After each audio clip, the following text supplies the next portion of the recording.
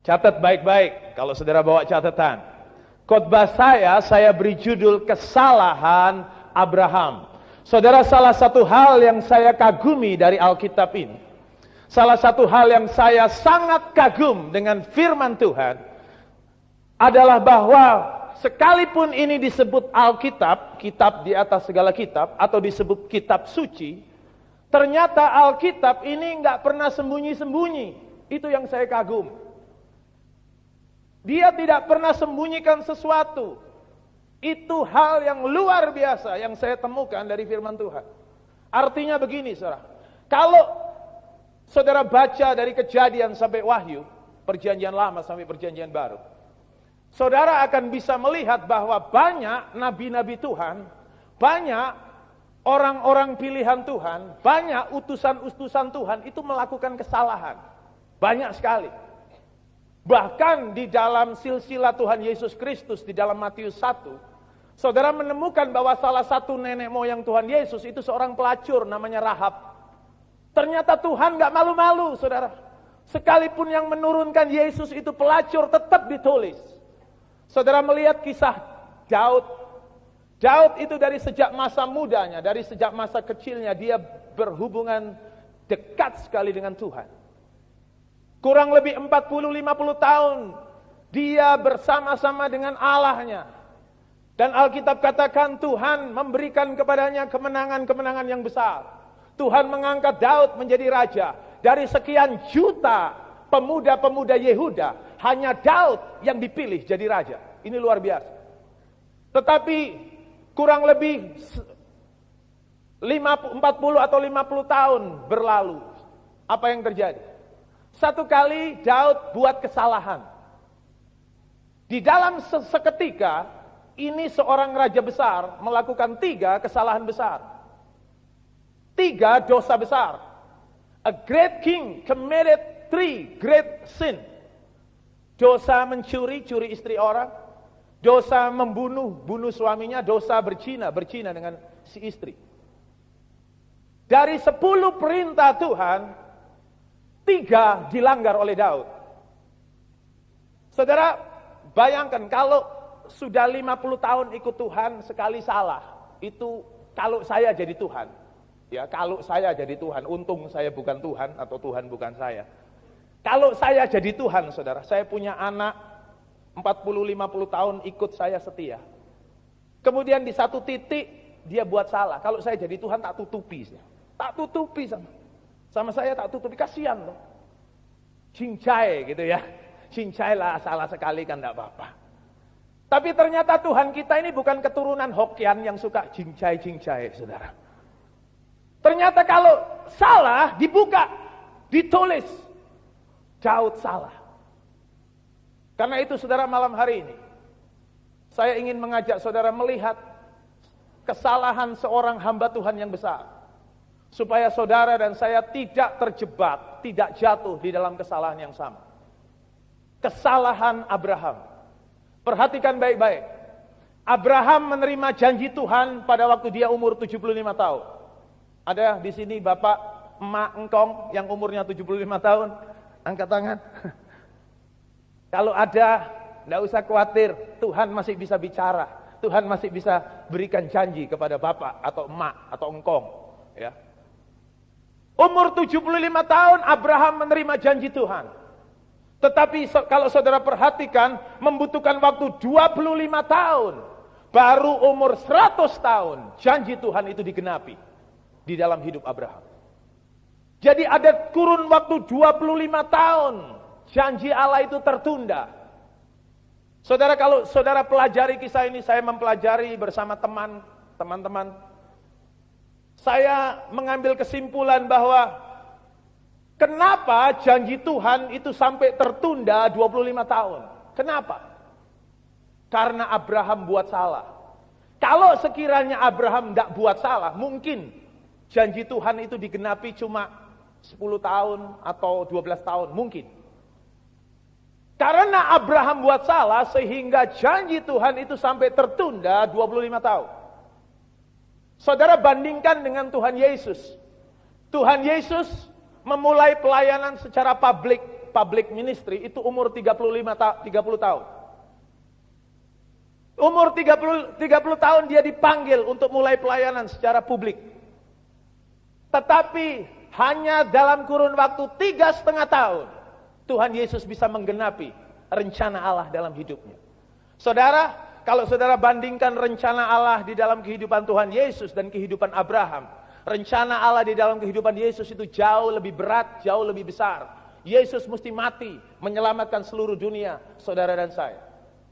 Tetapi dia sanggup menyelesaikan rencana Allah, atau rencana Allah itu digenapi dalam hidupnya cuma dalam kurun waktu 3,5 tahun. Begitu cepat. Kenapa Yesus bisa menyelesaikan atau menggenapi rencana Allah itu begitu cepat, 3,5 tahun? Jawabannya satu, Alkitab katakan karena dia nggak pernah buat salah. Saudara, Abraham buat salah sehingga janji Tuhan itu sampai tertunda 25 tahun. Kita melihat kesalahan Abraham. Saudara buka Kejadian pasal 12.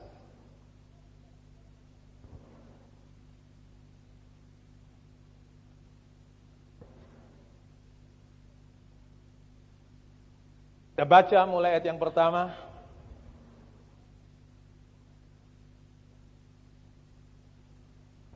Dikatakan demikian. Saudara simak baik-baik Kejadian 12 mulai ayat 1. Berfirmanlah Tuhan kepada Abram, sebelum Abraham namanya Abram. Pergilah dari negerimu, dan dari sanak saudaramu, dan dari rumah bapamu ini, ke negeri yang akan kutunjukkan kepadamu. Saudara, kalau Allah memanggil kita, itu tentu ada tujuannya. Waktu Allah berfirman kepada Abram, Tuhan memanggil Abram, pergi dari negerimu. Itu arti kata pergi mestinya sesungguhnya dari teks aslinya berarti set apart, terpisah, bukan cuma pergi. Artinya pisahkan dirimu. Kekristenan adalah kehidupan yang terpisah, saudara. Kekristenan itu bukan cuma masalah seminggu sekali ke gereja, sing penting kan ke gereja toh. Bukan masalah masuk gereja nyanyi-nyanyi, tepuk tangan sebentar, goyang-goyang, doa, nangis-nangis dikit, dengar firman Tuhan. Bukan, saudara. Saudara bisa masuk seluruh gereja di seluruh dunia, tapi belum menjamin saudara diselamatkan. Saudara bisa salaman dengan seluruh hamba Tuhan yang hebat-hebat, tapi belum tentu saudara diselamatkan. Kekristenan itu bukan masalah masuk gereja atau nggak masuk gereja. Kekristenan itu adalah kehidupan yang terpisah. Terpisah dari dosa, terpisah dari kejahatan, kekotoran, kenajisan, dipisahkan kepada Allah. Murid SOM masih tahu. Kalau kelas salvation itu diajar. Karena itu saudara yang belum ikut SOM cepat-cepat. Supaya ngerti yang disebut kekristenan itu bagaimana. Jadi kalau Allah memanggil kita, dia selalu punya tujuan. Alkitab katakan, ke negeri yang akan kutunjukkan kepadamu. Our God is a God of plan and a God of purpose. Tuhan kita adalah Tuhan yang mempunyai rencana. Dan dia juga punya tujuan. Dan tujuannya adalah baik. Teruskan, ayat 2 dan ayat 3 itu bicara tentang janji Allah atau rencana Allah yang harus digenapi dalam kehidupan Abraham. Saudara perhatikan baik-baik, ini janji atau berkat yang luar biasa. Ayat 2, Aku Tuhan akan membuat engkau menjadi bangsa yang besar dan memberkati engkau serta membuat namamu masyhur. Dan engkau akan menjadi berkat. Aku akan memberkati orang-orang yang memberkati engkau, dan mengutuk orang-orang yang mengutuk engkau, dan olehmu semua kaum, kata kaum berarti bangsa atau tanah, di muka bumi akan mendapat berkat. Saudara, ayat 2 dan ayat 3, di situ saudara menemukan ada 7 berkat, 7 rencana Allah, 7 janji Allah, yang harus digenapi dalam kehidupan Abraham. Yang pertama, janji yang pertama, engkau akan menjadi bangsa yang besar. Yang pertama. Yang kedua, aku akan memberkati engkau. Yang ketiga, aku akan membuat namamu masyhur. Yang keempat, engkau sendiri akan jadi berkat. Yang kelima, aku akan memberkati orang-orang yang memberkati engkau. 6, aku akan mengutuk orang-orang yang mengutuk engkau. 7, olehmu segala kaum, segala bangsa, segala tanah di muka bumi akan mendapat berkat. Ada 7 berkat yang luar biasa yang Tuhan janjikan diberikan kepada Abraham. Belum pernah terjadi sebelumnya. Belum pernah diucapkan kepada seorang manusia pun. Belum. Nah saudara, saya percaya hari-hari ini saudara dan saya menerima janji Tuhan. Ada lebih daripada 30.000 janji Allah di dalam firman-Nya. 30,000 promises. Janji untuk pengampunan saudara. Janji untuk keselamatan saudara. Janji untuk berkat. Janji untuk kesembuhan. Janji untuk kelepasan. Janji untuk semua yang saudara butuhkan. Tuhan berikan. Ada 30.000 janji di dalam firman Tuhan. Kalau nggak percaya baca hitungan dewe lah. Saya sih nggak pernah ngitung. Tapi saya percaya ahli-ahli Alkitab yang sudah menyelidiki. Saudara, di satu sisi kita menerima janji Tuhan itu. Artinya kalau kita sakit, janji Tuhan berkata oleh bilur-bilur Tuhan Yesus, engkau sudah sembuh. Kalau kita terikat, janji Tuhan berkata, engkau akan mengenal kebenaran akan memerdekakan kamu, membebaskan kamu. Kalau ada di antara saudara, keluarganya belum diselamatkan, Tuhan berjanji, engkau dan seisi rumahmu akan diselamatkan. Ada janji Allah yang luar biasa di dalam firman Tuhan ini. Tetapi masalahnya begini saudara. Di satu sisi kita menerima janji Allah. Yang sakit sembuh, yang kekurangan diberkati, yang sedih dihibur, yang terikat lepas dan lain sebagainya. Di satu sisi kita menerima janji Tuhan.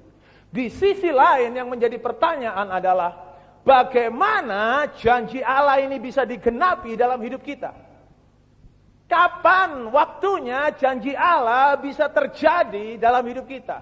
Nah ini pertanyaan universal di seluruh dunia. Seluruh orang-orang percaya pasti punya pertanyaan ini.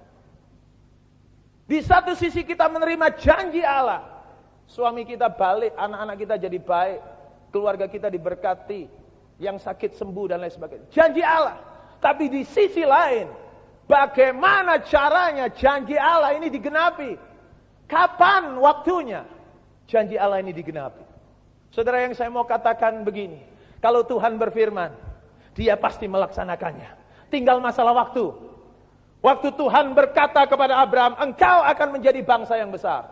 Itu Tuhan sungguh-sungguh dengan perkataan. Pasti Abraham jadi bangsa yang besar. Tetapi bagaimana bisa menjadi bangsa yang besar kalau nggak punya anak? Itu pertanyaannya. Dan kita semua sama-sama mempunyai pertanyaan. Kapan Tuhan suamiku balik? Kapan anak-anakku bisa lepas dari sabu-sabu, dari obat-obatan, dari ekstasi, dari narkotik? Kapan Tuhan, bagaimana caranya aku bisa diberkati? Ini pertanyaan semua kita pasti ada di dalam hidup kita. Ingat baik-baik saudara, apapun yang Tuhan janjikan pasti terjadi. Sekarang kita melihat, kenapa janji Tuhan itu sampai tertunda? Sampai terulur begitu lama, nggak bisa digenapi karena Abraham buat salah. Kesalahan Abraham yang pertama di ayat yang keempat, coba perhatikan. Kejadian 12 ayat 4.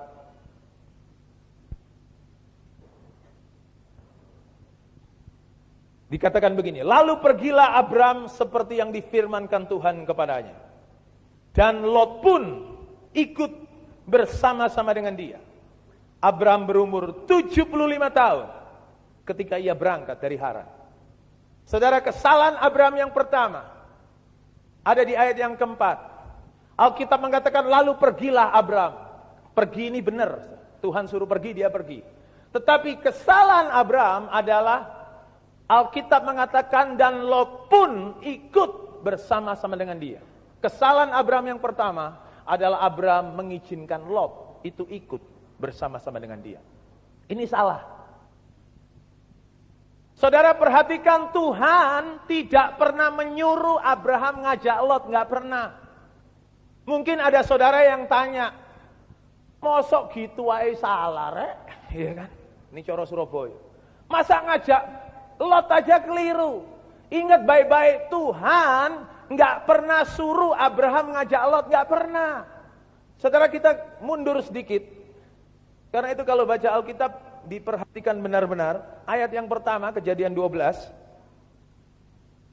Saudara lihat di situ bahwa Tuhan gak pernah suruh Abraham ngajak Lot. Gak pernah. Dikatakan begini, pergilah dari negerimu, dan dari sanak saudaramu, dan dari rumah bapakmu. Suruh pergi. Suruh pisahkan diri dari sanak saudara, dari rumah bapak, dari negerimu. Pergi. Artinya gak boleh ngajak siapa-siapa. Lot harus ditinggal. Lot itu sanak saudara. Kesalahan Abraham yang pertama adalah dia ngajak Lot. Mari kita cek hidup kita, saudara. Kenapa kita belum diberkati? Kenapa doa-doa kita belum dijawab? Kenapa penyakit kita belum sembuh? Kenapa suami kita masih hilang? Kenapa anak-anak kita masih rusak?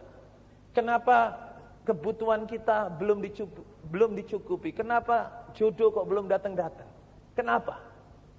Mungkin, saudara, karena kita masih izinkan Lot itu mengikuti kita. Sedikit informasi tentang Lot. Saudara tahu siapa Lot? Lot adalah keponakan Abram. Jadi Abram itu 3 bersaudara. Abram, Nahor sama Haran, 3 bersaudara. Nah, Haran, saudara Abram ini punya anak namanya Lot. Berarti Lot adalah keponakan dari Abram. Tapi perhatikan, kalau saudara lihat pasal yang ke-11 ayat 27 sampai 32, saudara bisa mengerti di situ. Bahwa Lot adalah keponakan Abram. Tetapi begini, saudara. Lot atau bapaknya Lot yang namanya Haran ini sudah mati. Secara rohani, Lot adalah gambaran orang Kristen yang gak punya hubungan dengan bapaknya, itu Lot. Hubungannya sudah mati. Kristen masuk gereja, doa, baca firman, ikut nyanyi, tapi gak punya hubungan dengan bapaknya. Ada model-model kayak gini. Bicara Kristen turunan, Kristen asal-asalan. Kenapa saya bisa katakan begitu? Karena saya kayak gitu dulu. Saya dari kecil Kristen, saudara. Tapi gak mengerti Kristen yang sejati itu yang seperti apa. Kristen asal-asalan, Kristen ikut-ikutan, Kristen semau gue, Kristen seenaknya sendiri. Itu adalah gambaran pertama dari Lot. Saudara, Tuhan tidak bisa menggenapi rencananya dalam hidup Abraham selama mentalitas Lot yang seperti itu menempel hidup Abraham. Enggak bisa. Itu yang pertama. Lot adalah gambaran orang Kristen yang enggak punya hubungan dengan bapaknya. Yang kedua, kalau saudara perhatikan, zaman Alkitab dulu, mungkin zaman sekarang masih ada. Kalau seorang anak ditinggal mati oleh bapaknya, anak ditinggal mati, mestinya anak ini bertanggung jawab mengelola rumah tangga, bahkan usaha dari bapaknya. Keluarga Abraham itu keluarga kaya. Kalau seorang anak ditinggal mati oleh bapaknya, anak ini mesti tanggung jawab, dia mesti tinggal di rumah. Tetapi Lot ditinggal mati bapaknya, bukannya dia mengelola rumah atau usaha bapaknya, tinggal di rumah. Tapi enggak. Begitu dia lihat omnya mau pergi, dia ikut. Ini Lot ini adalah gambaran orang Kristen yang suka ngeluyur, saudara. Nggak seneng tinggal di rumah, tapi suka keluyuran.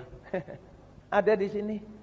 Kalau saudara suka keluyuran malam, lebih baik bertobat daripada saudara nggak terima berkat. Suka ngeluyur, nggak seneng tinggal di rumah, nggak seneng.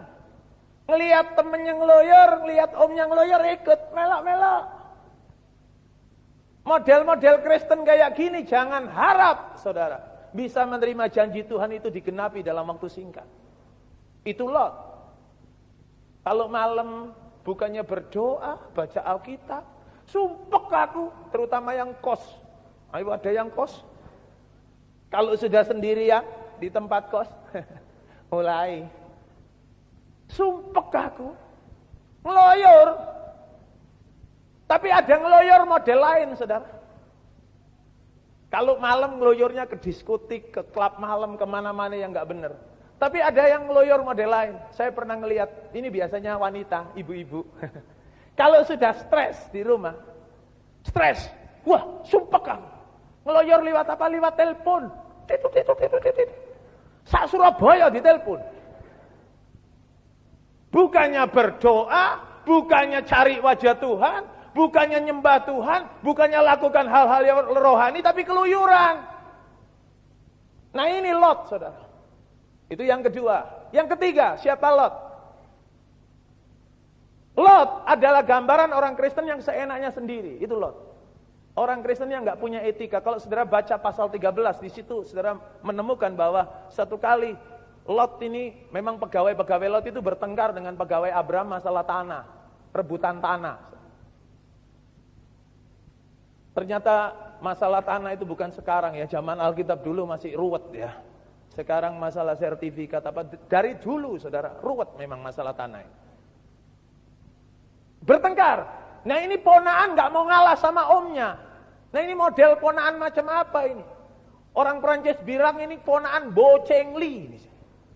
Kurang ajar. Saudara, itu Lot. Gambaran orang Kristen yang gak pernah hormati orang yang lebih tua, yang gak punya etika. Itu Lot. Itu yang ketiga. Yang keempat, siapa Lot ini? Lot adalah gambaran orang Kristen yang tinggal di Sodom Gomora. Itu Lot.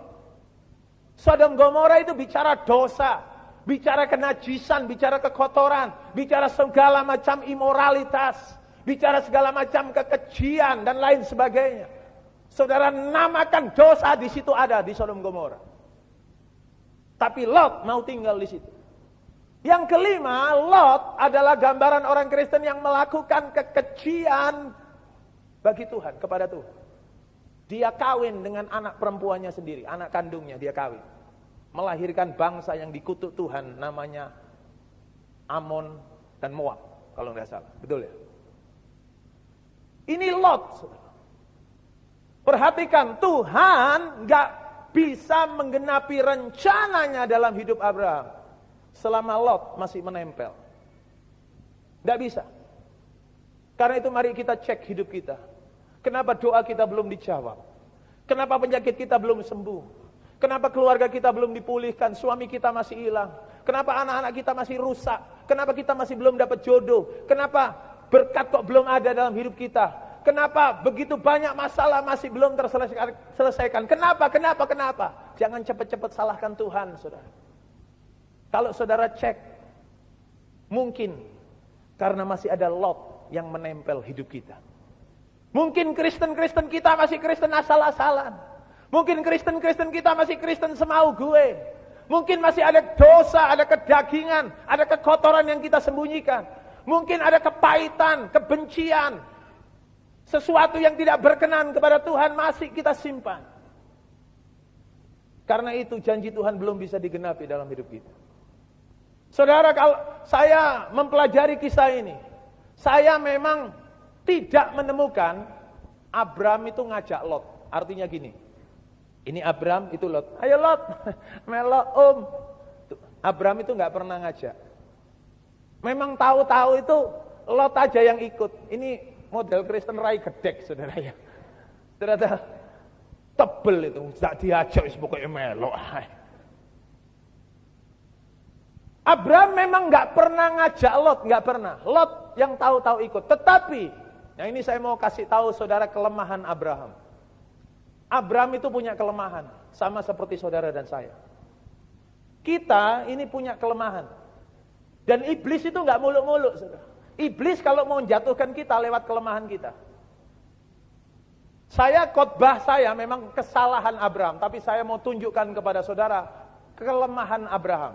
Karena Abraham ini punya kelemahan sehingga dia jatuh dalam dosa. Saudara, saya katakan tadi, iblis itu gak muluk-muluk. Kalau dia mau jatuhkan kita, dia hantam kelemahan kita. Seorang petinju kalau dia mau tanding, dia cari kelemahan lawannya apa. Kalau kelemahan lawan dirusuk, dipukul rusuk. Konsentrasi ke rusuk saja. Kalau kelemahan lawan dipelipis, dikonsentrasi sini, pasti KO. Saudara, kelemahan saudara apa itu yang iblis pukul? Beberapa saudara kelemahannya masalah emosi.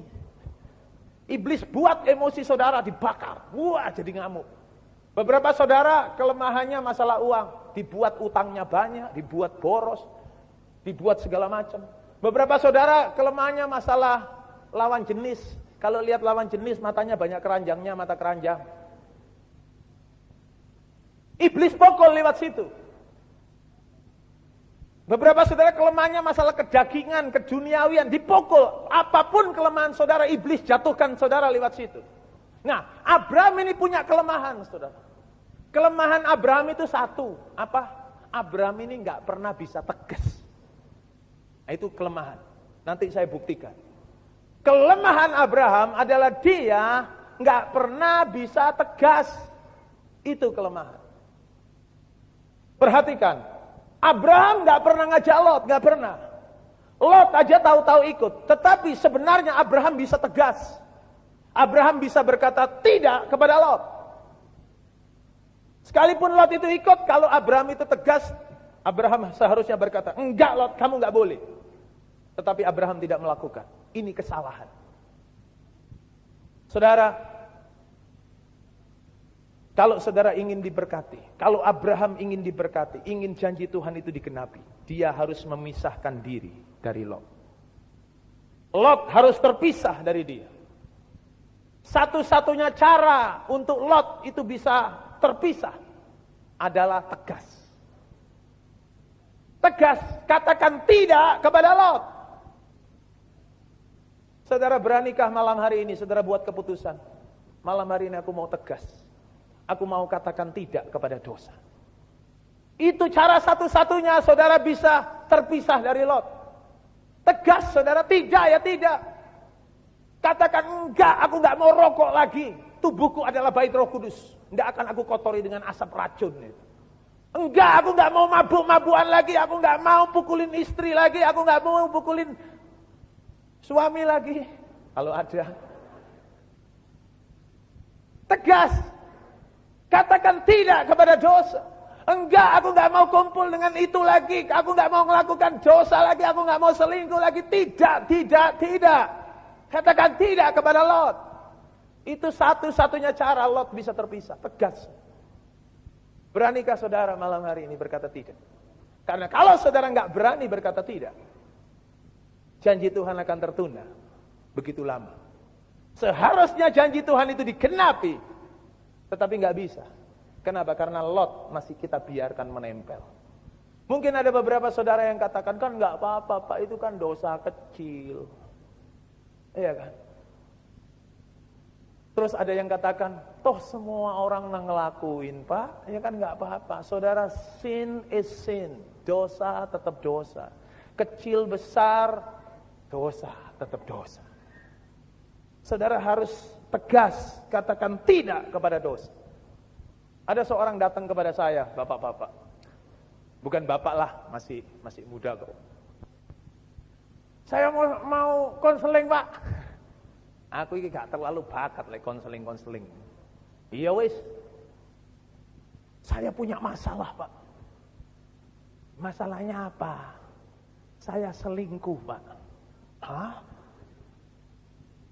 Saya katakan, saudara perhatikan, ini terjadi kerancuan di dalam orang-orang percaya. Saya katakan kepada dia, selingkuh itu bukan masalah. Selingkuh itu dosa. Perhatikan baik-baik saudara. Dosa-dosa, masalah-masalah. Jangan dicampur aduk. Saudara selingkuh itu dosa. Saudara korupsi itu dosa. Saudara bohong itu dosa. Saudara mencuri itu dosa. Dosa-dosa, masalah-masalah. Apa saudara kalau dosa terus datang ke pendeta, tolong ditumpangi tangan terus kerosokin? Enggak saudara. Dosa itu mesti bertobat. Dosa itu mesti diakui. 1 Yohanes 1 ayat 9 mengatakan, jika engkau mengaku dosamu, dia setia dan adil. Dia akan mengampuni dosamu dan menyucikan kamu dari segala kesalahan. Dosa itu harus ngaku di hadapan Tuhan. Ingat, orang sakit kusta itu bukan disembuhkan tapi ditahirkan. Kusta itu gambaran dari dosa. Nggak bisa disembuhkan tapi ditahirkan. Ditahirkan itu dilap, dicuci, dibasuh. Dosa saudara dan saya sama. Hanya darah anak domba yang bisa mencuci, membasuh kita. Karena itu akui dosa. Jadi saudara harus bisa bedakan yang namanya masalah, yang namanya dosa-dosa. Masalah itu timbul karena dosa, betul. Masalah itu ada karena dosa, itu betul. Tapi masalah. Kalau saudara nggak punya duit, nah itu masalah saudara. Tapi mungkin ada sebabnya. Kenapa? Karena saudara mabuk-mabukan. Ya, rokok terus, ekstasi terus. Karena itu nggak punya duit, karena dosa. Jadi bedakan. Nah, Abraham kelemahannya dia nggak bisa tegas, nggak berani berkata tidak. Malam ini saya ajak saudara, ayo kita mulai berani mengatakan kata-kata yang paling gampang dikatakan tetapi paling tidak pernah dikatakan oleh orang percaya. Kata-kata tidak adalah kata-kata yang paling mudah tapi paling gak pernah dikatakan oleh kita. Kita masih sering toleransi. Saudara, selama dosa menempel hidup kita, selama Lot menempel hidup kita, janji Tuhan gak bakalan digenapi. Gak bakalan terjadi. Mungkin digenapi tapi belum total, belum tuntas. Mungkin terjadi doa kita dijawab tapi belum menyeluruh. Tegas, katakan tidak kepada dosa, kepada Lot. Juga saudara harus tegas, saudara harus berkata tidak bukan cuma kepada dosa. Di dalam hidup ini saudara juga harus berkata tidak. Saya diberi kesempatan, kehormatan oleh gereja untuk membina anak-anak muda. Jadi rekan-rekan yang di bawah saya itu dewasa muda, itu umur 24 sampai 34 tahun. Yang sudah lulus sekolah, pasangan muda yang sudah bekerja. Pemuda itu yang mahasiswa, university student. Remaja, SMP, SMA, sekolah minggu, anak-anak. Itu di bawah saya, saudara. Nah, jemaat saya paling banyak sekolah minggu. Kalau kumpul semua 5.000, saudara. Ya, sak sustere. Sustere kehitung, saudara. Nah, apa yang terjadi, saudara? Ada seorang rekan wanita datang kepada saya. Saya dipanggil ku, saudara. Kalau saudara panggil saya, panggil ku ayo cok pak, cepet tuwe, gak enak. Dia ngomong, ku, ini ada laki-laki tuh. Aku didatangi terus. Istilahnya naksir gitu, yang laki naksir sama yang wanita. Terus saya tanya, "Loh, kamu seneng enggak?" "Enggak seneng kok." Dia ngomong toh, betul enggak? Ngomong enggak seneng ya enggak seneng. Waduh, loh, ya apa sih? Kok waduh? Kalau kamu enggak seneng, artinya kalau dia enggak seneng tegas gitu loh. Kalau enggak ya enggak, betul enggak? Kalau enggak ya enggak. Tegas, ngomong, enggak seneng ya enggak seneng, tapi ngomong baik-baik, jangan serampangan, kasihan. Enggak berani ngomong, saudara. Loh ya apa sih? Disuruh tegas, enggak berani tegas. Ngomong, baik-baik, enggak bisa. Ngomong, enggak bisa, loh kenapa? Enggak enak, saben hari dikasih lumpia. Wah! Wes, buyar. Gara-gara lumpia. Nah, ini repot, saudara. Ini ada, mungkin di sini ada. Yang wanita, zaman sekarang, cowok-cowok itu pinter-pinter. Dia pi terus. Masih agak seneng suwe-suwe ambruk, saudara. Tiap hari. Saya batin. Gak belenger tak lumpia terus. Dia ngerti, dia ngomong, "Ndak kadang-kadang bakcang." Oh ya wes.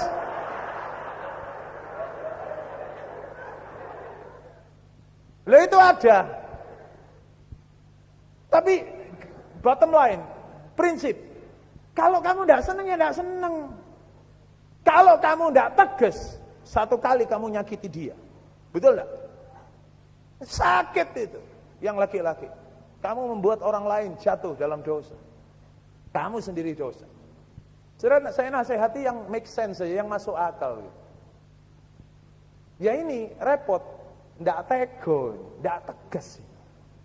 Terus saya ajari, ya segini aja. Nanti kalau dia datang lagi bawa lumpia atau bakcang sembarang, ajak ngomong, gitu, ngomong. Kamu ini maksudmu ini apa sih? Iya kan? Aku ini sih nggak ada apa-apa, gitu loh. Loh ya toh fair. Kan enggak enak nanti salah paham. Ngomong tegas. Nah, kalau kamu sudah ngomong tegas, Dia masih kasih kamu lumpia, ya terima, nggak salah rek. Bagian ono aku.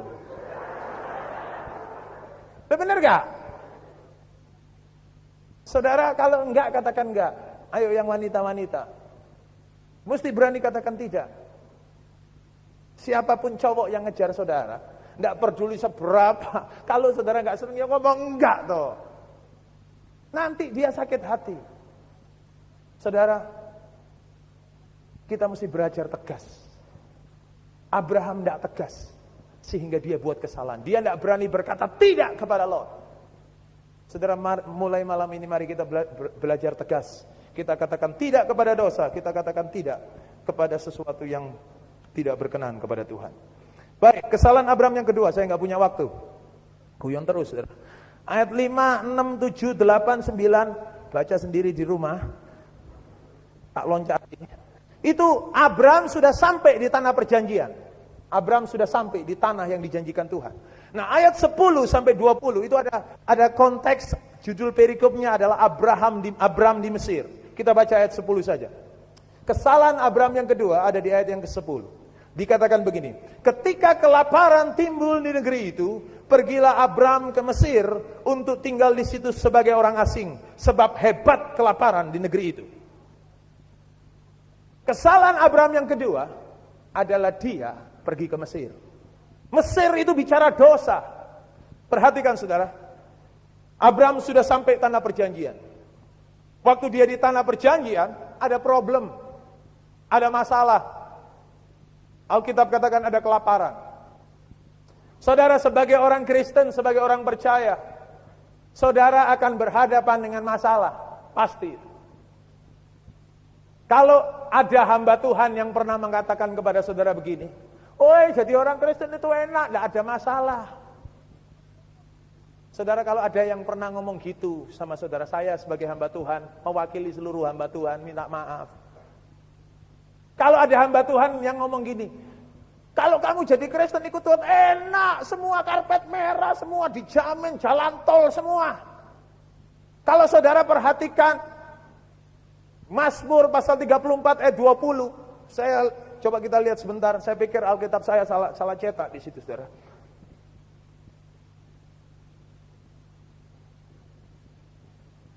Mazmur 34 ayat 20. Saudara melihat di situ satu hal yang luar biasa, ya, kalimat yang baik sekali. Saya pikir Alkitab saya salah cetak. Dikatakan begini, kemalangan orang benar banyak. Nah, ini kan aneh, saudara. Orang benar kok banyak malangnya, banyak persoalannya. Tapi perhatikan kalimat selanjutnya, tetapi Tuhan melepaskan dia dari semuanya itu. Orang Kristen, orang percaya, persoalan ada, tapi Tuhan melepaskan kita dari semuanya itu. Ingat baik-baik. Saudara, Abraham sudah sampai tanah perjanjian, ada problem, ada masalah. Begitu dia menghadapi masalah, apa yang terjadi?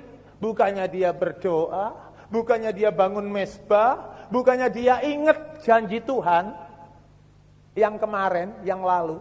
Tuhan kan berjanji begini. Di ayat yang ketiga pasal 12 Tuhan janji gini, olehmu segala kaum, kata-kata kaum itu berarti tanah, berarti bangsa, berarti tanah, di muka bumi akan mendapat berkat. Itu artinya begini, setiap langkah kemana Abraham pergi, di situ kalau tanahnya kering, itu jadi subur.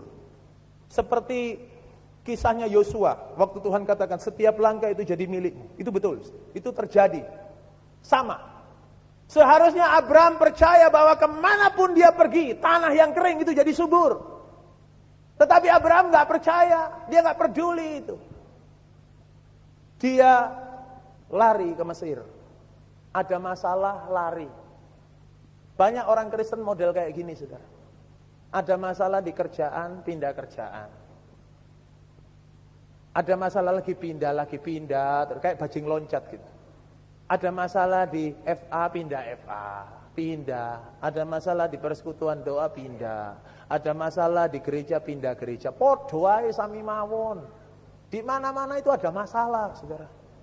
Tuhan ajar kita, kalau ada masalah hadapi. Itu Tuhan ngajar kita. Jangan lari. Banyak kita ini kalau ada masalah lari dari masalah. Kalau saya khotbah ke anak-anak muda, saya keras. Kenapa? Karena saya sayang mereka, saya mengasihi mereka. Kalau saudara punya anak-anak, hari ini hari yang jahat untuk generasi muda, saudara. Ganja itu sudah masuk SMP, sekolah-sekolah. Mereka isep ganja dari bawah meja. Saudara, lebih baik anak-anak saudara masukkan gereja. Tidak peduli motivasi pertamanya bagaimana, sudah paksaan, kasih ono duit 10.000 lah atau berapa, masuk no gereja. Memang tidak jadi jaminan, tapi paling tidak ada balance gitu, ada keseimbangan.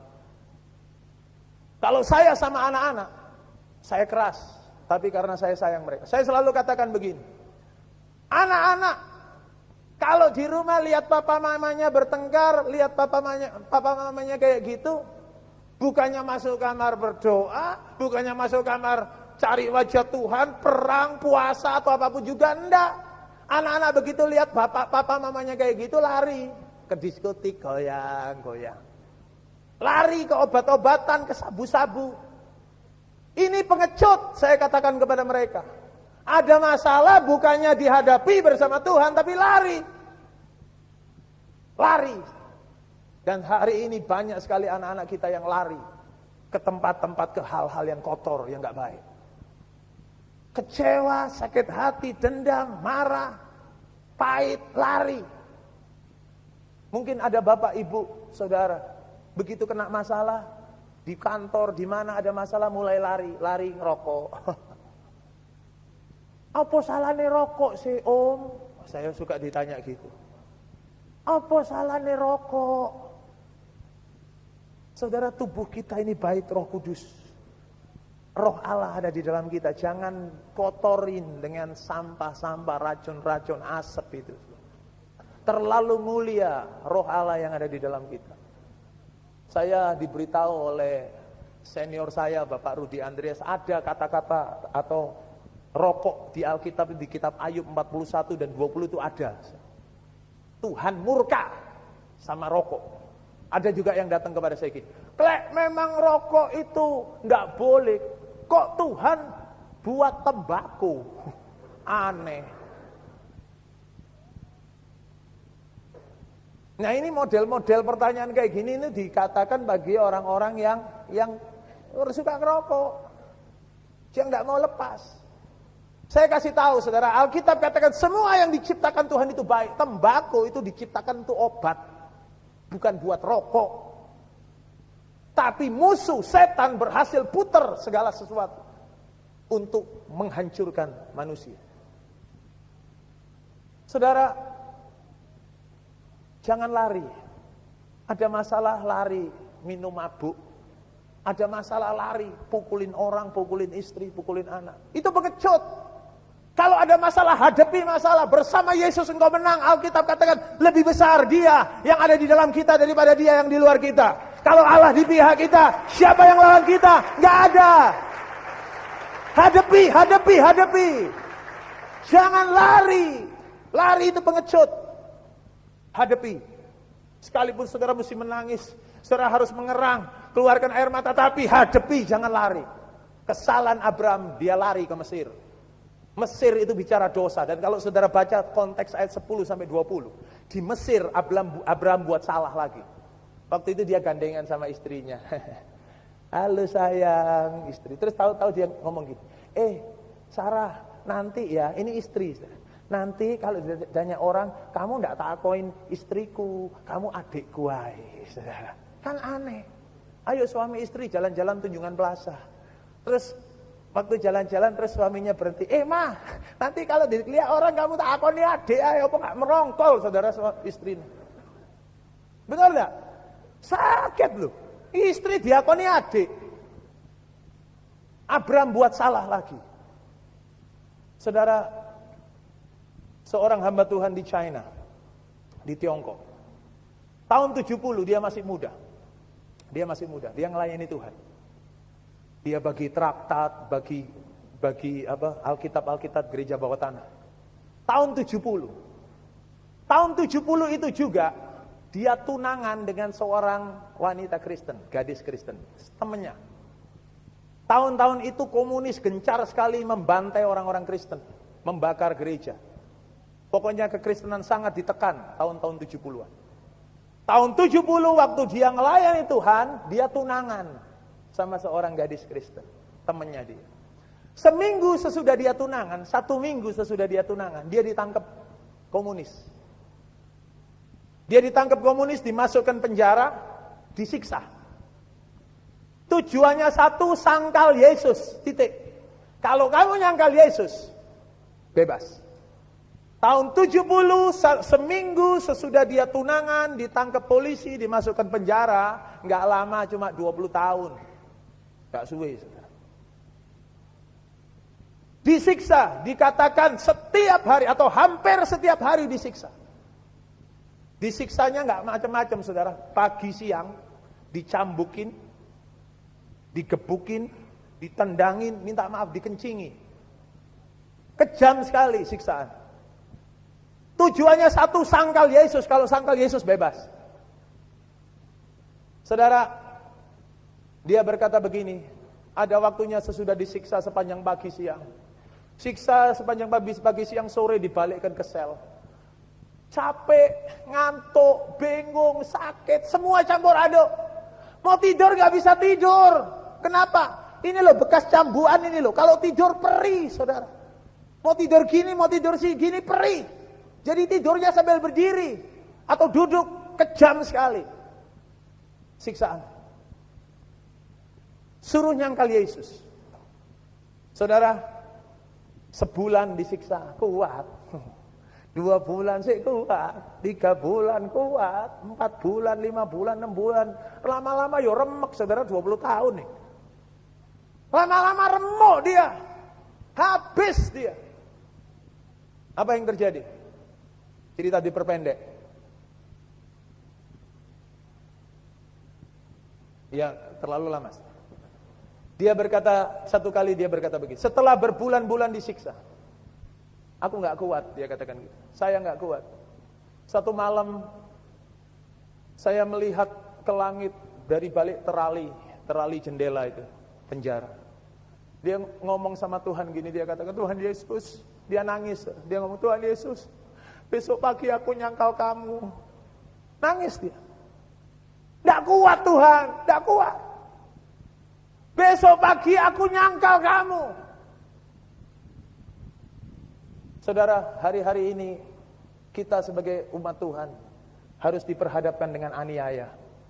Kita disuruh nyangkal Yesus, disuruh lari dari Yesus. Sudahlah, gak usah ke gereja lagi. Sudahlah, gak usah doa-doa lagi. Sudahlah, gak usah percaya lagi. Sudahlah, gak usah persembahan lagi, gak usah perpuluhan. Sudahlah, gak usah.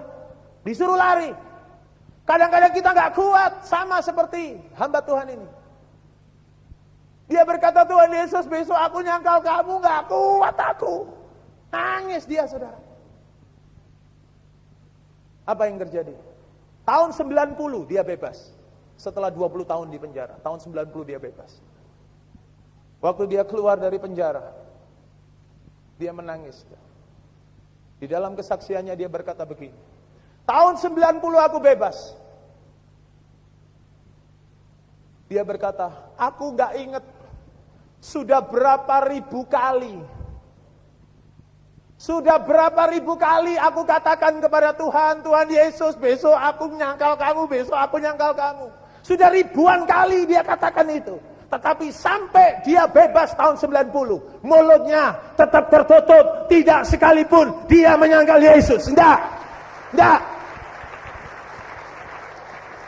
Ini yang namanya mujizat. Ini yang namanya kemurahan Allah. Ini yang namanya kasih karunia Allah. Di mana pada saat kita nggak mampu, Dia yang memampukan kita. Saudara, kadang-kadang dalam hidup saudara dan saya sama. Kadang-kadang kita sudah nggak kuat. Kadang-kadang kita sudah nggak mampu. Tapi Dia memampukan kita. Untuk kita terus berdoa. Untuk kita terus berharap. Untuk kita terus percaya. Untuk kita terus melayani. Tahun 90, ceritanya belum selesai. Tahun 90 dia bebas. Waktu dia lihat keluar dari penjara, dia nangis, saudara. Tubuhnya habis, tapi rohnya kuat. Dia pulang ke rumahnya. Dia buka pintu rumahnya. Waktu dia buka pintu rumahnya, dia melihat mujizat yang kedua. Dia lihat tunangannya masih nunggu 20 tahun. Hari itu mereka menikah. Menikah di tengah air mata. 20 tahun Tuhan jaga yang laki, Tuhan jaga yang wanita. Saudara, zaman sekarang, saudara, kalau ada wanita nunggu 20 tahun, aduh, 2 bulan setengah wis gelibet karepe dhewe. Nunggu 20 tahun ini wanita macam apa? Kalau bukan Tuhan ya nggak mungkin. Karena itu kalau saudara masih single, tanggal 5 dan 6 Oktober ada seminar. Seminar ini baik sekali. Menuntun saudara untuk saudara mengerti, ya, tahu bagaimana sesuai firman Tuhan saudara mendapatkan pasangan yang dari Tuhan.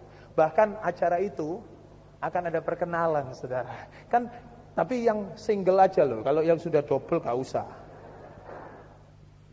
Yang gak usah malu-malu, saudara. Saya dengar pendaftarnya sudah banyak, tapi kok kebanyakan wanita. Kan aneh, saudara. Yang laki mana? Kadang-kadang laki ini gengsi. Ayo gak usah gengsi-gengsi. Kayak apa gengsi? Nggak kawin-kawin. Oh iya toh?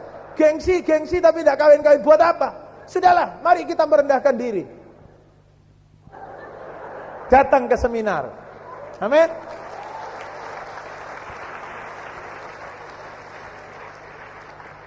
Saudara, ayo cepat-cepat. Kesalahan yang kedua, Abraham lari. Karena itu jangan lari, saudara. Jangan sampai saudara lari, hadapi. Apapun masalahnya, hadapi. 20 tahun hamba Tuhan ini harus menghadapi problem, tapi dia hadapi, dia enggak lari. Dan Tuhan tunjukkan kesetiaannya. Kesalahan Abraham yang ketiga. Cepat. Ini yang terakhir, paling akhir. Sampai mana tadi? Kejadian 16. Mumpung enggak ono Pak Alex, saudara. Ono Pak Alex, gemeter aku. Direkam enggak ini? Ini ono rekaman soalnya. Ayat 2. Kejadian 16 ayat 2. Kesalahan Abraham yang ketiga, ya. Berkatalah Sarai kepada Abraham, engkau tahu Tuhan tidak memberi aku melahirkan anak, karena itu baiklah hampiri hambaku itu. Mungkin oleh dialah aku dapat memperoleh seorang anak. Perhatikan kalimat yang terakhir. Dan Abraham mendengarkan perkataan Sarai. Kesalahan Abraham yang nomor 3 adalah Abraham mendengarkan perkataan Sarai. Jangan salah paham dengan saya, bapak-bapak. Nanti sampai di rumah, oh enak sekarang, aku gak perlu mendengarkan perkataan istriku lagi. Pendeta sih ngomong, oh mati aku, dikepruk ibu-ibu aku. Saudara, yang dimaksud adalah Abraham itu lebih mendengarkan perkataan manusia daripada dia mendengarkan perkataan Tuhan. Ini kesalahan. Banyak dari kita melakukan kesalahan ini. Di satu sisi kita sudah menerima janji Tuhan. Di satu sisi kita menerima firman Tuhan. Tetapi ada selentingan, ada suara lain. Dan kita lebih mendengar suara ini. Saudara, hari-hari ini, saya perpendek sekali. Hari-hari ini begitu banyak suara yang kita dengar. Kalau itu suara dari luar, nggak peduli lah. Kalau suara dari luar, dari orang lain nggak peduli. Kadang-kadang suara yang menyedihkan itu suara dari dalam kita. Suara yang mengatakan begini, walah kamu, sudahlah Tuhan itu tidak bisa ngampuni kamu. Gitu loh. Sudahlah kamu itu memang sudah rusak, rusak. Menurut guamnya, primbon, kamu ini sial. Sudahlah modelmu, potonganmu, jahitanmu, obrasanmu gak cocok jadi orang Kristen. Itu suara-suara yang selalu terngiang dalam diri kita. Itu suara setan. Saya kasih tahu. Ya ini paling gampang.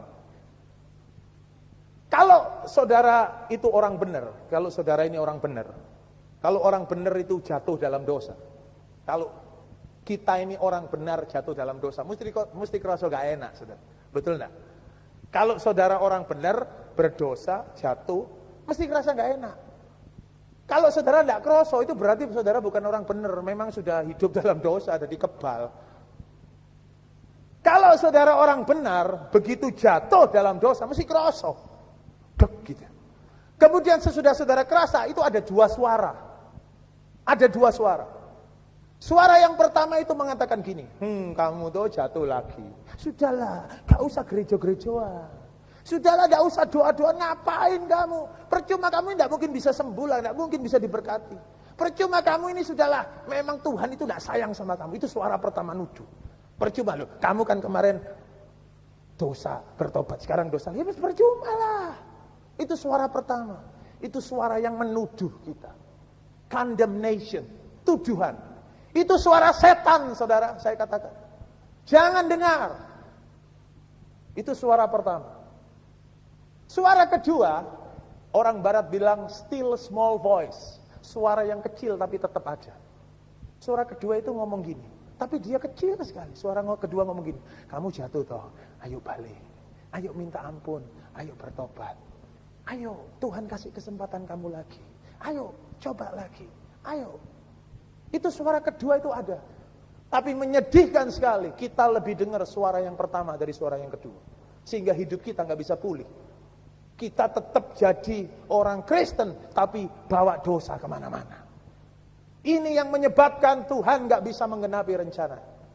Karena itu saudara, hari ini jangan dengar suara yang lain, dengar suara Tuhan.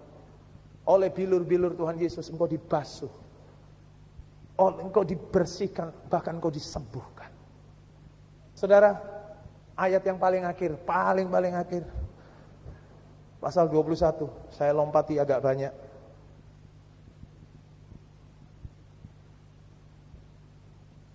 Pasal 21, sorry, bukan ayat 21. Kejadian pasal 21 ayat yang kelima. Adapun Abraham berumur 100 tahun ketika Ishak anaknya lahir baginya. 100 tahun. Kejadian pasal 12 dimulai, pasal 21 diakhiri. Begitu lama. Umur 75 tahun dimulai, umur 100 tahun Ishak baru lahir. Saudara, 25 tahun menunggu, wasting time. Kenapa? Karena Abraham buat salah. Malam hari ini kita belajar paling tidak ada 3 kesalahan Abraham. Saudara dan saya jangan sampai kita jatuh di dalam kesalahan yang sama. Supaya janji Tuhan itu tidak tertunda begitu lama. Mari kita bangkit berdiri, kita berdoa.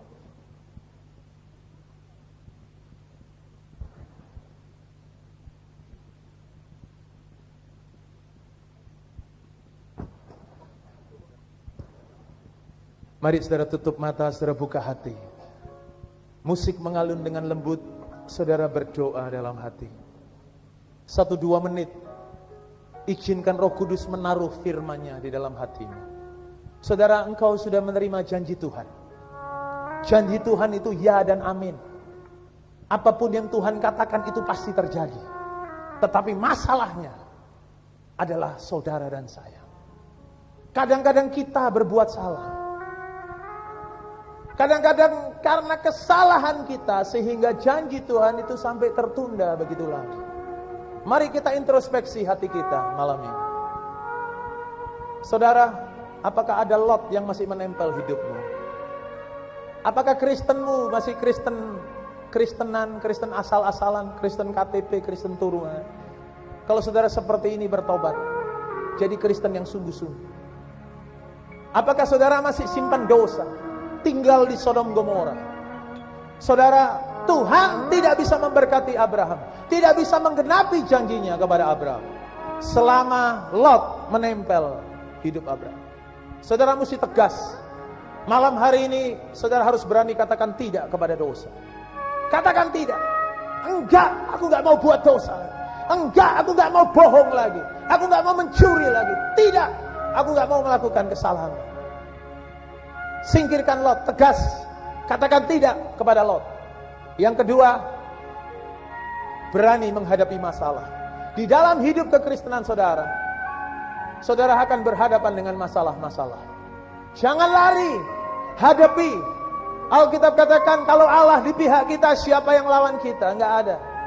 Hadapi. Tuhan menjanjikan kemenangan atas saudara. Jangan lari. Yang ketiga, jangan dengar apa kata orang, dengar apa kata Tuhan. Jangan dengar suara dari dagingmu, dengar suara Tuhan. Kalau saudara lakukan hal seperti yang firman Tuhan katakan tadi. Tidak jatuh di dalam kesalahan Abraham. Saya percaya janji Tuhan akan digenapi. Kalau saudara rindu sungguh-sungguh firman Tuhan, saudara mau menanggapi firman Tuhan di dalam hati, di dalam hidup saudara, saudara ingin janji Tuhan itu secepatnya terjadi digenapi. Kalau saudara yang sungguh-sungguh saja, kalau saudara sungguh-sungguh, angkat tangan kananmu ke atas, taruh tangan kirimu di dada. Iblis sangat membenci posisi seperti ini. Angkat tangan kanan ke atas, taruh tangan kiri di dada. Iblis gak senang kalau saudara melakukan ini. Tangan kanan ke atas berarti saudara berserah kepada Tuhan. Tangan kiri di dada, saudara percaya kepada Tuhan. Saudara mulai bertobat. Singkirkan Lot. Katakan tidak kepada Lot. Oh haleluya.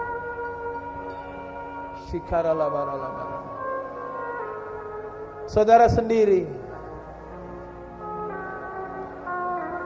katakan tidak. Tuhan berikan ketegasan oleh Roh Kudus-Mu supaya kami bisa berkata tidak kepada dosa, kepada Lot, kepada sesuatu yang jahat yang bukan dari Tuhan. Dalam nama Yesus, beri kekuatan kepada kami untuk kami bisa berani menghadapi masalah. Beri kami iman untuk percaya kepada suara-Mu. Terima kasih Tuhan.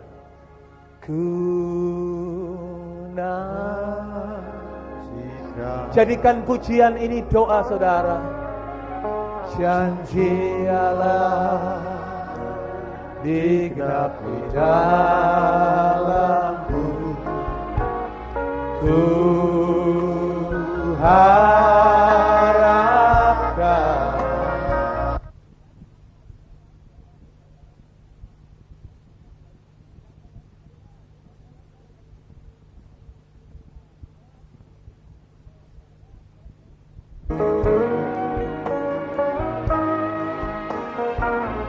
Yang ku tahu